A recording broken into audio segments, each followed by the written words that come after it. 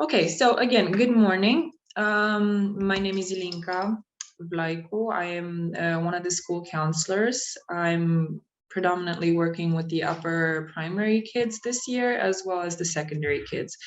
So because I am in charge now of working with half the school, I can see what the major changes are, right? From going from primary to secondary, and especially that change between upper primary and middle school and how difficult that becomes for some parents. That's for some parents as well as some kids. That's why I decided that this might be a good idea to host a webinar on this topic and to see what issues arise, because so far the reasons why parents reach out to me is because they just don't know how to speak to their child anymore.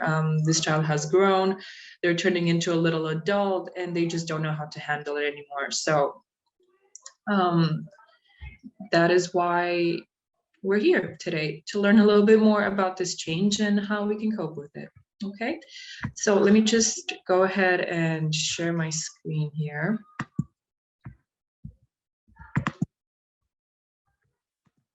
Give me 1 second, please. Technology is still something I struggle with. Okay, I hope you can see the presentation here. Some kind of confirmation from you would be very welcome, though I'm not sure how that would happen. Through chat, I think. So please, if you got a second, let me know if you can see the presentation so far. Okay, and I'll get going with it. Great, thank you. Right, so let's take a look over here. So the contents for this presentation are basically to go over the introduction. We're just going to take a look at what we're, the reason why we're here. Then we're going to look at the critical changes that occur within the child, or the young teenager as they age. Then we're going to look at one of the biggest challenges, I think, for parents so far, is whether to be more of a friend rather than a parent to this becoming teenager. That's where I find the biggest issues are at the moment. How we can change this approach for the better of everybody. And lastly, we're going to look at some questions and even a small experiment for you guys if you would be open to doing that. All right, so introduction. We talked a little bit about the reason why we're here today, and I put it into a visual as well as to how these kids are growing. So we're taking an example of, for example, an 8-year-old or something like this, and how the changes occur into, for example, a teenager of 13 years old. The changes are massive, not only body-wise, because we can see that they look different, obviously, but oftentimes we struggle to understand that they're changing on the inside as well. We can see that they're growing taller, they're starting to go through different changes, but we still see them as our little babies, right? Because they are our kids. So we struggle to see them as these growing adults. And that brings on a lot of challenges for them as well. And it brings on identity issues, I think, a lot of times, if they're not taken seriously as the growing adults that they are. So let's take a look at some of the critical changes that they are going through at this time. Starting off with the biological changes. So first you're going to see a lot of changes in sleeping and eating routines, okay? Changes in their sleeping patterns means that if you haven't already seen this, you will start to see the fact that they will sleep a lot less. Either a lot less or a lot more, but you will definitely be struggling to get them to sleep on time and to wake up at the right time. From experience, I can say that this is a major conflict arising kind of situation, and I would just suggest for a while to let them do their own thing. Let them fall asleep at 4 in the morning if they want to, and later that they can see the consequences of that.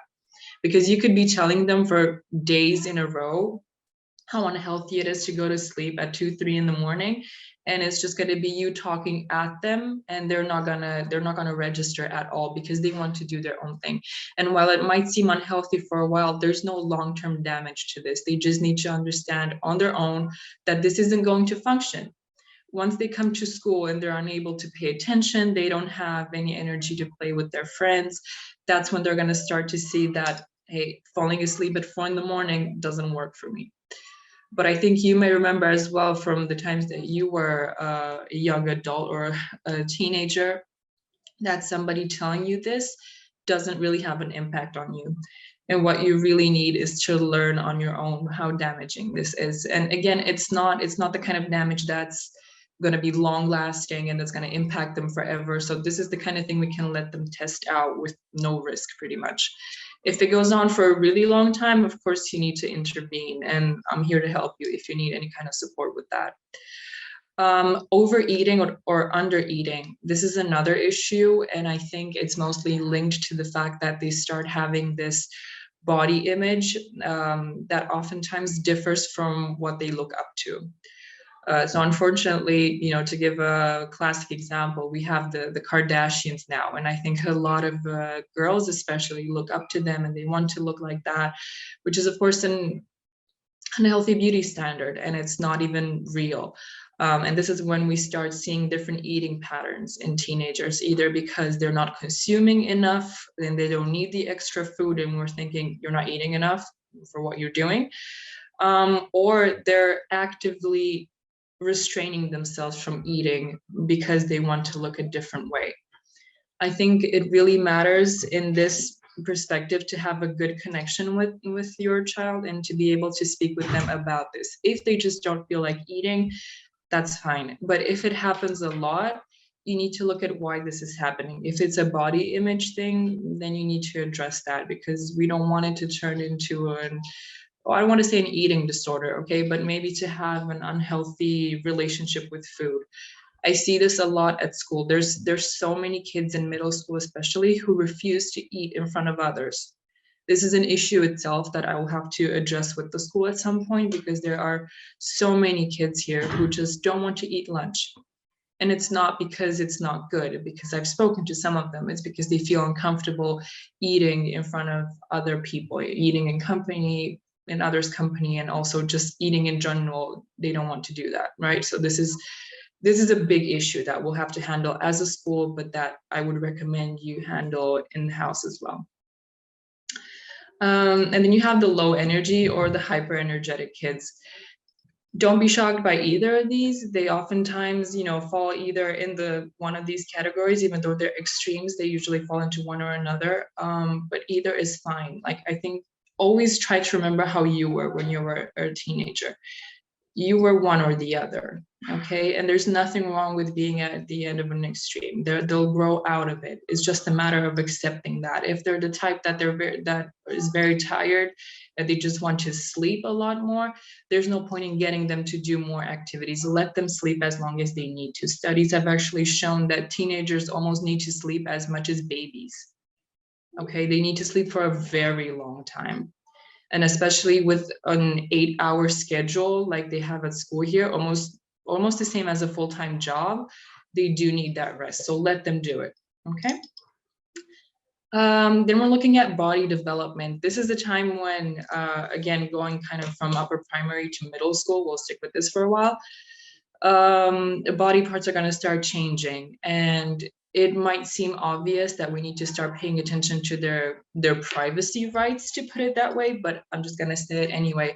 This is the time that you need, and we all need to start knocking on their door before we go in. Again, I know it sounds obvious, but there have been cases where parents, they believe that they've raised this child, they've brought this child into the world, they've seen everything they needed to see, so what's the point in knocking on the door? There's nothing new.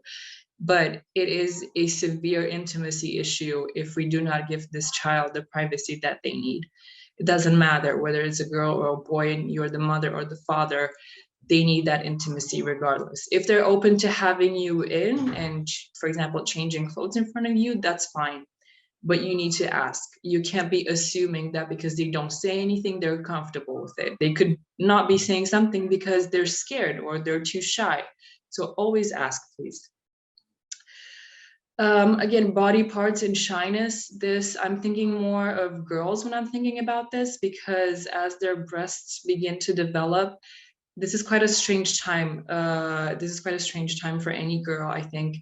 And a lot of times the way that this is perceived by the family will have an impact on them. So if there's too much focus on this, like, oh, look, you're growing and it's amazing, and there's just a lot of attention on this girl might start to back off a little bit and start wearing very loose clothes in order to hide her body. And that's not something we want. We don't want any child hiding in the house, wearing loose clothes in order to not show their body. Okay, so let's just try to take it as it is without any additional comments or anything like that, and just accept the way it is right now. Even though we might be surprised, we can talk to our another adult, but let's not address that to the kid, okay? And I put menstrual cycle in brackets because obviously this only applies to girls. Again, pay a lot of attention to her relationship to this. If she's hiding it a lot, you need to have a conversation about this, because this is nothing to be hiding, okay? You don't want to raise girls, and you don't want to raise women that are trying to hide what they're going through. Of course, it's not going to be a public parade, but we also don't want to be something that's stigmatized and something that they should be ashamed of. This is something that we talk openly about in school. The boys here are taught to never laugh at a girl if she drops her tampon or something. It's just part of the day. It's just what happens to half, if not more, of the population of the earth. So it's nothing to make a big deal about, okay? And lastly, hygiene, baths and showers and appropriate clothing. This is another conversation you might want to start having with them, because as they grow up, and you know this, they start going through hormonal changes, and switching from the second floor of the upper primary school, going to the third floor where middle school is, there's quite a big change in the atmosphere and the smells, to put it that way, okay? So we know that teenagers up here on the third floor, they're going through many changes, and they don't really know how to take care of their bodies. They might be unaware of the fact that sometimes they smell a little bit. So try to have a conversation, an honest heart-to-heart conversation about this, if it happens that it's the case, because some kids might be unaware that they need to step up the hygiene game and really take care of it a lot more than they have done so far. Inappropriate clothing. This I have not really found to be an issue in school, but it's something that you as parents might want to take care of as well, especially in keeping them safe, because I see bodies now are changing a lot faster, and girls, for example, that are 13 now, oftentimes have the body of what would have been a couple of years ago, maybe an 18-year-old. So talk to them about appropriate clothing in terms of keeping them safe, okay? All right. Moving on from the biological changes that are quite obvious to many of us, I wanted to talk a little bit about the temper that somebody is born with. So we talk about character and temper and personality a lot, and I wanted to discuss with you the things that a kid is born with. So temper, that's something that we're born with. Okay, that's not something we can change. And we have 4 of them so far that we're using in psychology and in science in general. And I thought it was important to go over them for you to kind of be able to identify what kind your child is and to be able to adapt to that. So the first one being the warm and pleasant and optimistic and social type. Okay, this is something that's very much encouraged in society and very much valued. Right? We drift towards the people that are happy and they're warm and they're optimistic and they give us a good feeling. So these are kids that are always going to be well welcomed by the society. Okay, they're always going to fit in just fine. But we want to look out for the other ones as well, because the other ones are not so well perceived by the others. They're not, I may not want to go so much towards a melancholic kind of kid, because they're quiet, they're sad, they're isolated. So they're not so much wanted by society, as opposed to somebody who's very optimistic and social, right? So we need to learn to accept all of these as a way of being. There's nothing they can change about this. This has to do with certain biological aspects of their bodies, and there's nothing we can do to change that, okay? And then, for example, we have the phlegmatic type, the relaxed, apathetic, kind of slow-moving type of person, okay? Maybe try to identify yourself, see which one of these you are. I know for sure that I'm kind of a melancholic, either between phlegmatic and melancholic. And my whole life, especially as a teenager, I was told, just be happier, just smile a little bit more. You know, what's wrong? Why are you always so sad? And I wasn't sad. It was just my way of being. I was quiet and I didn't feel like talking so much. And I was kind of the poetic type who would look at the leaves changing or whatever. But there was nothing wrong with me. And at times I felt like I was made to feel like there was something wrong with me. So this is why I'm telling you about this, okay? Try to understand that these are ways of being and they all need to be accepted as they are.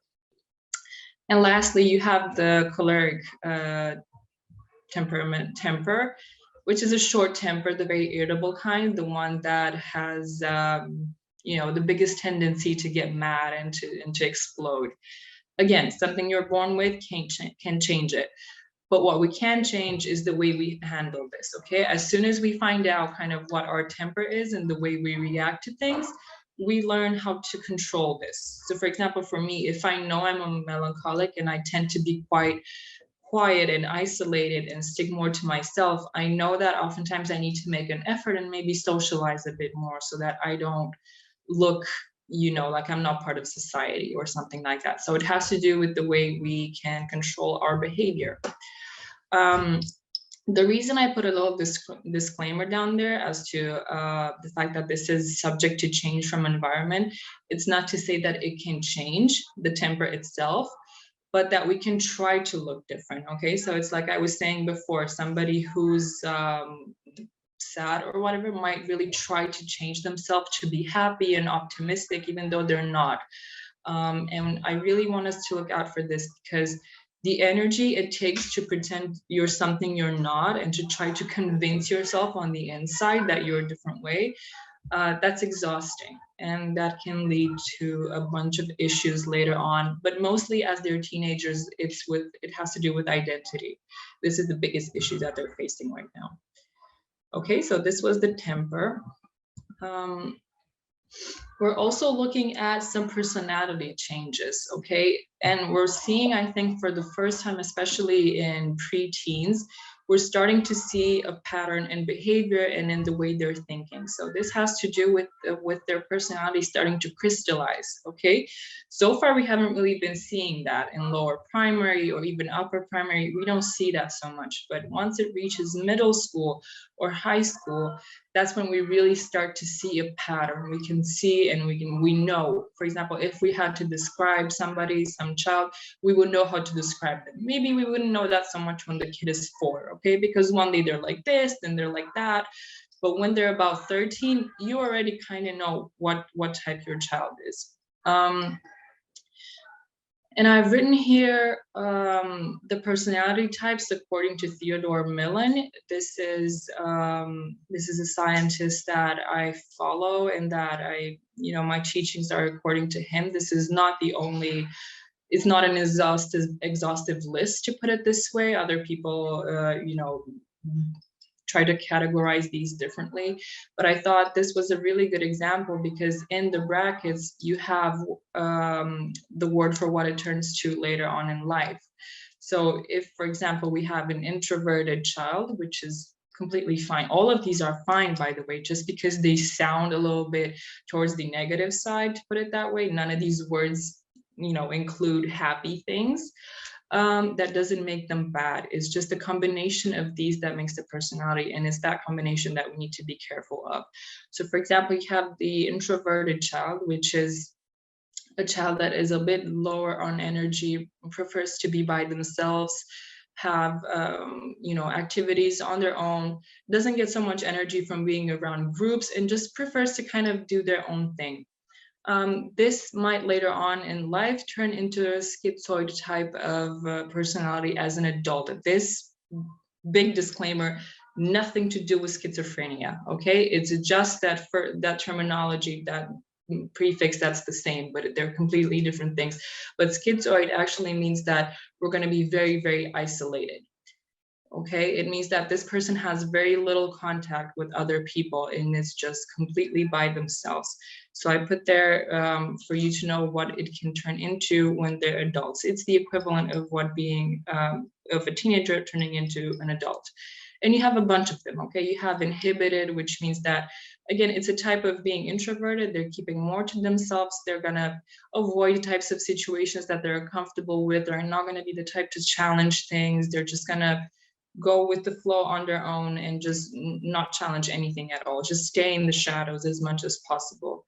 Then you have the doleful type of personality, who is more on the depressive side. Doesn't mean they're in depression, but it's just more of a melancholic, sad type of personality who pays attention more to the negative. Okay, so you're rarely going to see a doleful kid pay attention to the good stuff. Even if it happens, it's just going to go right over their head. Okay. Then you have the submissive type, the ones that don't want to upset anybody. They're always going to give up anything they want to do in order to not upset somebody, to go with the group, to not be excluded. So basically do submissive in order to just not upset anybody.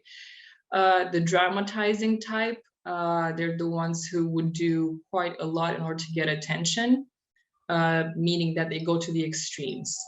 Okay, so these are kids who will pretend they got hurt very badly or that they're very sick and things like that. So again, I'm saying this so that we kind of have an idea of what our kid is going towards. Egotistic, this is, often seen as something that's negative, but I think in our lives, we need to have a little bit of egotistic tendencies in order to keep us going forward so that we don't become submissive, for example. Okay, we want to have a bit of that egotistic personality so that we push forward and we look out for our best interests. When I do a report, for example, or an evaluation for personality for teenagers, if I don't see this egotistic scale go up at least a little bit, that's a red flag for me, because this kid is not going to look out for themselves. Okay, so even if you see some egoism, that's not bad. As long as that's kept in check, that's perfectly fine. Then you have the unruly, the antisocial kids who don't want to respect any rules, who don't want to obey anything that they're told, and they're having just a lot of difficulty, following instructions and listening to authority.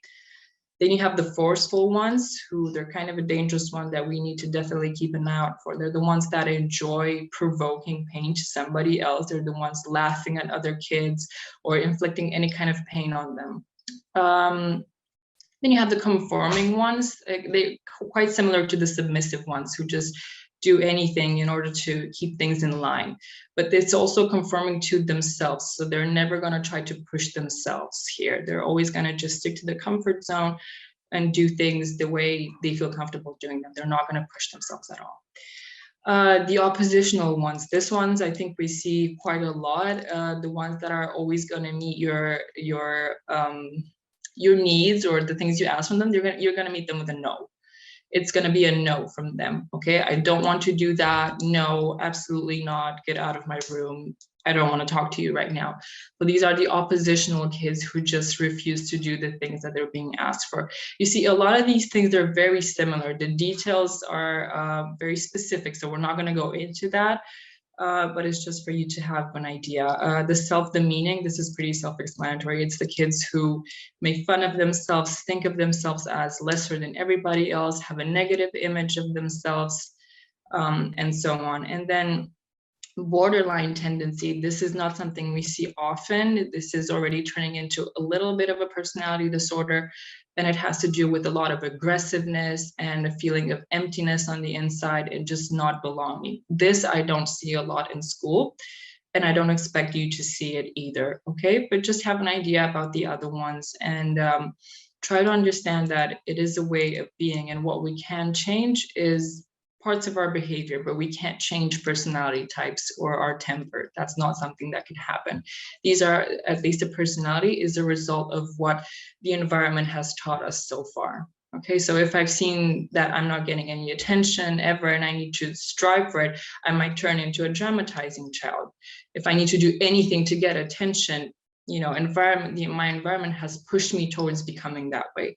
If my environment has been extremely loud and just I haven't really had any room in it and nobody really paid attention to me, I could also turn into an introverted or inhibited type. Okay, so it all depends on the little combination our brain makes between temper and what the environment is showing us, and then that's how we get our personality. I hope I'm making sense. I'm talking a lot and I'm not used to talking on my own. You're also going to see some changes in interests, language, the way they express themselves, as well as social groups. And I put some examples for you in here in the little blue bubble. You have, they speak a lot in acronyms, right? You know that. The vocabulary changes. You're starting to hear all these words that maybe you haven't heard before. I just heard psych, yeet, Loki, and bet, I think last week. What I did was I went into the year 7 room and I told them, what are some words you're using that adults don't understand? And I put these down because I think it would help you a lot to connect with them if you knew what they understand. And even as a joke, you would implement them. They're laughing when I use these words with them because they sound ridiculous coming out of my mouth. But it shows that I made an effort to speak that way with them. And it's funny, and they laugh at me or with me, I'm not sure. But we have this moment of connection, right, when I use these words with them. So ask your kids what these words mean and try to implement them in your vocabulary. When you speak to them, of course, you're not going to start saying bet at work or Loki, but just try to have that common language, right? This is the time when they're going to become very interested in a cultural community, a sports team. They're going to have fan groups, political groups even, or as I like to call them, misfits, the ones that don't have anything. And then they have a group of their own where they're called misfits because they don't really fit in anywhere. And you have a few of these kids in every single class, and they connect with each other, and then they connect on the pitch outside. They're 7, 8, 9. All of these kids, they connect because they can't connect with anybody else. And they're a little group of misfits, and that's completely okay, all right? Then of course you have the academics. You'll see they start to divide into caring more about math or science. You might not be in agreement with the things that they like more because maybe they like art or they like music, and you're very much oriented towards math. But this is something that I would advise you to keep an open mind for, okay? They might not become artists, but it's important for you to not criticize them in that moment and show them that you accept them liking art and being very interested in art. Yes, math is important as well, but if art is really what you're into right now and you can pay attention to both, then do both. That's just fine. Music, this is something I didn't think for a while was that important, but actually the music that these kids listen to tells you a lot about the way they're feeling and how they're identifying. Again, if I think of myself when I was about 14, if now as an adult I heard that some kid listened to the music I listened to back then, that would be a major red flag, okay? Because the lyrics that they listen to, it tells you a lot about the way that they're feeling, the way they're seeing the world. And oftentimes this music is encouraging them to do various things. So you really want to pay attention to the messages that they're receiving. It's also a nice bonding activity for you to just ask them to put on some nice music while you're doing something and just, hey, show me what you're listening to. Can I hear some of that? Just for you to keep an eye out on, you know, what they're interested in. Then of course you have hobbies, sports, the heroes they look up to, clothing style and hairstyle. Yes, this is the time when clothing style might start looking a little bit ridiculous. And I think all of us, when we think of our teenage years, we roll our eyes thinking, you know, how did I leave the house looking like that? But the very important part is to let them do it. You think they look ridiculous? That's fine. That's not you wearing those clothes, that's them. And if they don't think they look ridiculous, then just let them leave the house that way. And I hear this a lot with Romanian families. Well, if my child looks this ridiculous, what is everybody going to think of me as a parent that I let them leave the house like this? And it's not about you. I can't stress this enough. This is not about you. If they want to leave the house dressed in a Spider-Man suit when they're 15, yes, that's silly, but that's not you wearing the Spider-Man costume. Let them do that. As long as it's not an issue with school and it's not inappropriate clothing or clothes that put them in danger, let them wear whatever. They will learn on their own that it looks silly, that people are going to laugh at them. It doesn't matter, okay? Just let them do their thing, because it's more important for them to have that freedom than you to criticize them and to tell them how it should be done. Okay. Friend versus parent. Yes, we have reached the apex of this webinar, where we're looking at the biggest issue that I have found so far at this age group. So let's see how we can divide that.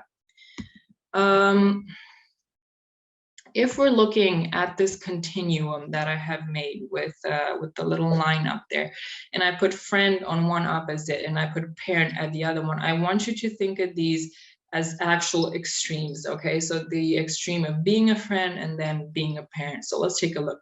So if you're too much of a friend to your child, that means that you're struggling with boundaries. You're having a really tough time telling them that they can't go to that party, they can't wear that because it's too cold outside, or anything like that, okay? And this most likely has to do with the fact that you don't want to lose their love for you, and you don't want them to think of you as less of a friend.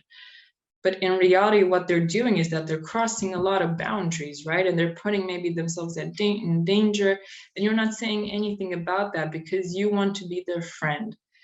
But in reality, it's a lot more important to be a parent. You need to parent that kid, because they have plenty of friends and they will have more and more friends throughout life, but they only have two parents, oftentimes just one. Okay, so they really need that role in their life, and that's what you need to do. You need to put up healthy boundaries for them. It doesn't matter that they tell you they don't like that, or they slam the door, or they yell, "I hate you." Okay, the rule still needs to be followed. Okay, because those intense feelings they might have towards you, that, you know, when you disagree with them and you don't let them do something, those are going to pass. But the risk that they're in, if you let them do whatever, that might have long-term consequences. The friend type of parent pretty much participates predominantly in fun activities. Okay, so this is the parent who kind of stays away from homework, doesn't go to parent-teacher conferences, is not so much involved in serious aspects of their life, like health, for example, but they're very much active when it comes to fun, weekends. And especially, I'm afraid, with divorced families, we see this a lot. We see the one parent who's very fun, the one, when they go to their house, they don't do any kind of homework. They just, you know, they eat sweets all the time and they stay up late. And then you have the opposite. You have the parent who's too much of a parent, who only wants them to do homework and has to do you know, all the dirty work, to put it that way. And when you have these two extremes in a divorced or a separated family, it sets a very, very bad message to the kids, okay? Because first of all, you're going to have them liking one parent more than the other, and that's not healthy for them. It has nothing to do with the parents. It's just unhealthy for the kids. And then going back to that, low interest in daily life. This could also be the friend type of parent. So very little interest in what the kid is actually doing at school, you know, with their friends, anything like that. But I think the main idea to keep in mind when we're thinking of an extreme friend type of parent is that they want to please the child short term. So they would say anything to that child just to please them in that moment. If the child's crying, and, you know, this parent might say, I'm gonna get you a puppy. I'll do anything. Just stop crying. I'll do anything, you know? And then they find themselves making that promise that they can't withhold. But what they're doing, they're trying to please the child short term, okay? No boundaries. No, we're not going to talk about any difficult things. This type of parent avoids difficult talks. that have to do with death, for example, with maturity, with money even. So this type of parent just stays away from all of that, just deals with the happy stuff, okay? And that's not something that I think we strive for. We want to be somewhere in the middle. Now let's look at the other extreme, where the parent is too intense about this role. They put up too many boundaries, okay? And when this starts to become kind of an authority issue, because I hear this a lot, well, you do this, why? Because I said so. I'm your parent, I brought you into this world, you do as I say. This is, again, an extreme of what being a parent is like. You don't want to do that either. That sends the wrong message about the fact that you're just this person who's in control. You don't care about what they're saying. You tell them how to do things without getting any feedback from them. And that kind of leaves them out of the equation, right? Where it's just kind of you talking at them, not with them. That's the difference. This parent kind of predominantly participates in serious matters, so they don't participate in sports and the kids' interests, but they're there when things get bad at school, for example. They're going to come into all the meetings, they're going to be very involved with school activities, but they're not going to care what kind of music this child listens to. So you see where I'm going, you see how this kind of links together.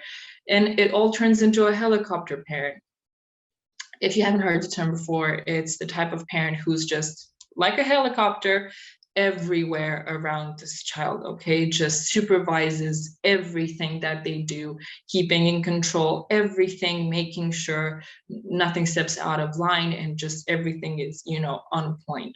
And that's not really something to strive for either, because this type of parent aims more at pleasing themselves in that moment, where, like I said, it's a no because I said so. That just gives me the feeling of power and control. So I'm pleasing myself then, or I'm pleasing the society or the family, because, for example, my mother thinks that, going ice skating is a waste of time. So then I will tell my kid that I don't care about this. You need to do your math homework and leave the silly stuff like ice skating for some other kids. So you see, through these little things, we're either trying to please us and our need for power, or society and what it says about being a parent, or our extended family, because we wouldn't want our mother or father-in-law to think that we're less parents because, we don't make them do math as they did back in the day. So just please keep in mind these extremes. Again, these are trying to show you visually as well. These are extremes. We want to be somewhere in the middle, okay? We want to be there for the good and the bad. We want to be friendly with them, but always keep in mind that you're their parent first. They're going to have plenty of friends. They only have one or two parents, okay? Right, let's take a look at the approach right now. I think, again, the biggest challenge is this one, to start seeing them as actual adults growing up, because once they start reaching that age, when they look grown up, the ladies now, the girls, they're developing much faster. They know how to put on makeup much earlier than before. They know how to dress differently, how to do their hair. So a 15-year-old might not look 15 anymore. She might look 20. But just because she looks that way, or just because your boy, for example, is way taller than you at 15 years old and you're 40, for example, or I don't know how old, it doesn't mean that they're actual grown-ups just because they look that way. They're still teenagers. And if you followed some of the other webinars that were held on this topic, especially by Mr. Chow with brain development, they're far from being fully developed. So they still don't really know what's going on with them or with the world around them. They still need a lot of guidance. Even if they present themselves as being extremely mature, deep down inside, they're still a kid needing to be, held and need some kind of orientation in life. Because even with very young children, when they're like 10, I've had life advice given to me a couple of days ago by a 10-year-old who was the most serious child I've ever seen. And that to me is a red flag, because I don't want a 10-year-old to give me life advice and to be very serious. I want them to be a kid. I want them to be playful. I want them to do silly stuff, okay? And we're looking for the same thing in teenagers. Even if they're too serious, don't be fooled by that. It doesn't matter that they're talking about, what's going on with the war in Ukraine, and they have all these interests that are very mature for the age. Deep inside, please remember, they're still kids. They still need all that affection, if not more than before, because right now they're being challenged with a lot of things coming at them from the outside world. They need more than ever for you to be there for them. Also, another important factor would be to let them have a voice. Now that they're grown up, I think the biggest factor in keeping them safe in life in general is to give them a voice and have them raise their own independence and self-confidence. Because let me tell you something, when you have an independent and a confident child, the risks of them getting into some kind of little gang, where they maybe smoke or they do drugs or they drink, the risks of that happening go down significantly if this child has enough confidence in themselves. This is the utmost predictor of whether a child will join any kind of little gang like that or not. If they're confident in themselves, in their family, in their life, there is no need to join a group of people who do these types of activities to make themselves feel like they're a part of something. If your child feels safe in the house, safe in the family, there's no way they're ever going to want to partake in things that I just mentioned before. Okay, so please keep that in mind when you think of how can I keep them safe when they grow up from drugs and from like excessive drinking and things like that. It's from cultivating a massive sense of confidence in this kid, because they're not going to need to prove anything to anybody. They're not going to need to show that they're cool or that they're whatever by doing these things. Okay, and get used to them being little adults. Respect their opinions, even if you know more about the war in Ukraine, for example, and they just have this little opinion about it. That might be wrong. Don't dismiss it immediately. You could say, yeah, that's one way to look at it, but listen, and then you can explain to them. Try not to dismiss them, because they oftentimes they need that courage to just say something and to start having opinions. And if we shut that down, they're gonna close, and they're gonna shut down, and we might not get them to be confident again. Okay, so if they start having opinions and ideas, cultivate that as much as possible. All right.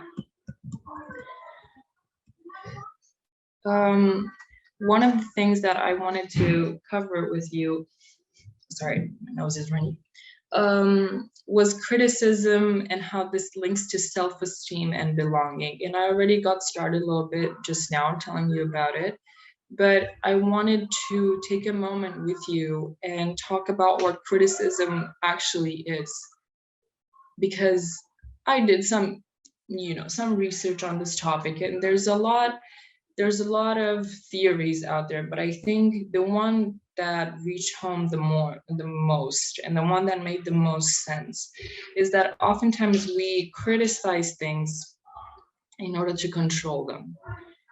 We may think that if I criticize my child's homework, for example, and I'm saying, you did a horrible thing here and you need to do better, I'm actually helping them, because they would have gotten a bad grade, right? So I'm helping them get a better one by saying they did a terrible job. But it matters how I say it. I could be saying, look, you tried here. I can see you tried, but I don't think that's the answer. Do you want to look over it again? The idea with criticism is that when you criticize, it breaks down little pieces of another person. And when you criticize, what you're saying is that you are not good enough. The way you're doing this is not good enough. And the way you are is not good enough. Especially if I'm going to criticize the fact that, as we were talking in the first few slides, somebody is too isolated or listening to music too much, doesn't really want to talk to you anymore. If you're coming at them from this perspective of criticism and saying, you're not staying with us enough, you're never with the family anymore, you just isolate, what you're doing is you're breaking down this child. You're completely shutting them down as, their way of being. So the important thing in the world actually is to be accepted. To feel valuable as a human, we need to be accepted for who we are, regardless of what we do. So it doesn't matter what grade they got, it doesn't matter how they look, they need to be accepted just for being, regardless of anything else. And I know parent love can do that, but parent love can also turn into criticism a lot of times, because it is a tool to control and to shape something. And if you're not going to like the way your child is turning out to be, and they maybe don't resemble you so much anymore, and they start looking almost like this stranger, this kid you're not recognizing, they're not the same happy bubbly little kid they were when they were 5, like who is this? You're gonna want to start criticizing them so that you shape them differently, so that you change them. And if they're not the way you want them to be, obviously you want to change that, because as an instinct, we love things that resemble us.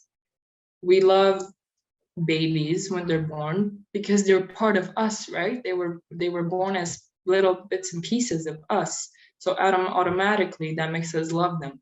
And then the more they resemble us, the more we love them. We encourage them to have the same activities we had as kids. Go play football because I play football and I love it. So we want them to be mini versions of us, and that's okay, because that's just how we work as humans. The more you look like me and you do things like me, the more I'm going to love you. But the problem with that is that when the opposite happens, we criticize and we break down their self-esteem, and we make them feel like they don't belong, like they're not good enough in the world, they're not good enough for this family, okay? So just be careful about that, please. And before you criticize anything about your child, ask yourself why you're doing this. What do you stand to gain from this? Okay, just let's pay attention to that part. Now, lastly, I know when they go into being teenagers, they start acting out quite a lot. So I put a few tips here for you to help you out during this, because a lot of times, they would act out towards you and then slam the door and say something very rude. And our first instinct is to say, why are they speaking to me this way? How dare they speak to me this way? I raised them, I gave them everything. Where I think a more important way and a more valuable way to think of this would be, what's A, causing them to feel this way, and B, express themselves this way. Because if I give opportunity for my child to tell me in a healthy manner what's wrong in their life, they're not going to feel the need to shout, and they're not going to feel the need to slam the door. So always ask yourselves first, why are they doing this? And why are they doing it this way? Okay, what message are they trying to send? Because through their behavior, they're always sending a message. Ask yourselves rather what you can do for them, not what they can do for you. I know we're all adults, we're working very long hours, we're tired, and the world demands more from us than ever. But we do need to be at their service. We can't be seeing them as little people that just need to come to us and apologize. They need to come to us and, say when they need something. No, we need to be there 24/7 and always ask what we can do for them. And one more thing would be to teach them the skills for adult life that you want them to have. If your child is responding to you and they're argumentative and they're always being difficult maybe and saying, but why, this isn't fair, blah, blah, blah, as the way they do quite often, and you shut them down and you tell them that you're the authority and you're not discussing this anymore, you're teaching them to do this later on in life. So ask yourselves if you wanna bring up a child in a world where they don't speak up for themselves. Because if you want somebody who will stand up to bullies, who will stand up to mean bosses or to, I don't know, people just being unlawful to them, it starts when they're young. It starts with you not shutting them down when they're young. You can't expect them to be submissive to you and then have a voice later on in life towards somebody else. It's the price you pay. You want to have a strong kid and a strong adult later on. You got to deal with that when they're young. You got to face that power of theirs. And I think it's worth it. I think it's definitely worth it. And lastly, when they have difficult behaviors and they may be saying mean things, please try to remember it's not about you. It's not about parents, okay? Especially if they're teenagers, it most often has nothing to do with you. They're all going through this phase of nobody understands me. The world is a horrible place. And it is oftentimes. We can't blame them for thinking that. Please remember their attitudes and their behaviors are not about you. Don't make it about you. It's going to make your life so much easier if you see their behavior as something that doesn't have to do with you. It's just a nasty behavior you can correct, for example. You still love them. Make that very clear. I love you, but your behavior is unacceptable. Okay? Always phrase it like that. And to help you out with that, I gave you, and this is the last bit now, a little experiment that you can try so that you can help yourself in not making this about you. For example, in day 1, try to notice how many times in a day you have made their behavior or their attitude or their negative feelings about you. Like if they come into you and they're upset, try to figure out if your mind automatically says, oh my God, I'm not a good parent. My child is upset. What can I do to make them happy? My child should be happy. You know, I had a difficult childhood. I'm trying for them to be happier. Try to write down how many times in a day you're making it about you. Okay. And try to also write down how that makes you feel. I know it sounds a little bit cheesy, maybe, but bear with me. This actually makes a lot of sense. Okay. So again, if they slam the door, has nothing to do with you. And if that thought comes in, like, what did I do to them? I'm giving them food, I'm loving them.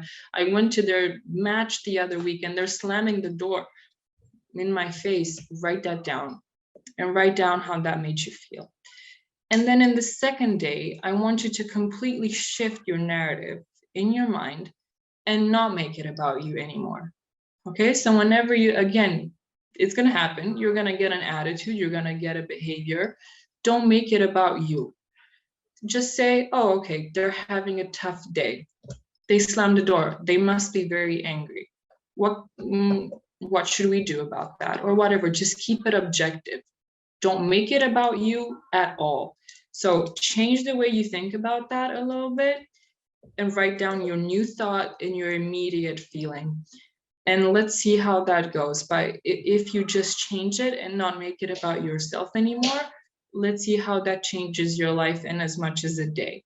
Okay, because it's going to take so much pressure off of you. You know what? I'm not even going to say it anymore. Just try it if you want. And like I said down there, email me and let me know how it went, or we can have a little meeting about it. And wow, I think we've reached the end. Yes, I'm done talking after 55 minutes. If there are any questions now, I can take them for the next 5 minutes or so. If I don't manage, then please email me. Let me just hold on. Let me just put my email here. Please email me and let's stay in touch. I wanna answer all your questions and I wanna keep the discussion going.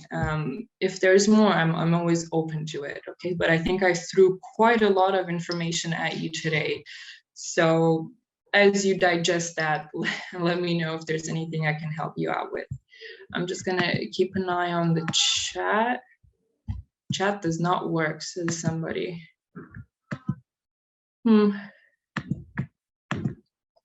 Okay, we have 4 minutes left. So if nobody will be writing anything, then I think that will be it for today. It's always a pleasure to have these webinars, even though I can't see you guys. Maybe we'll do some in-person meetings at some point, but it's always nice to speak at you, and I hope we'll speak together as well, not just me at you. Okay, I don't think there are any questions so far. I'm not getting anything. Even if there are any and I'm not seeing them, I'm sorry. Email me and we'll do it. Okay. Otherwise, thank you very much for participating. It was a whole hour of information that was thrown at you early in the morning. So thank you very much. And I hope to see you again. And I hope you'll email me and tell me how the experiment went. Okay, thank you. I'm gonna stop the sharing now. And I'll be ending the webinar as well. So have a nice day and see you soon. Bye-bye.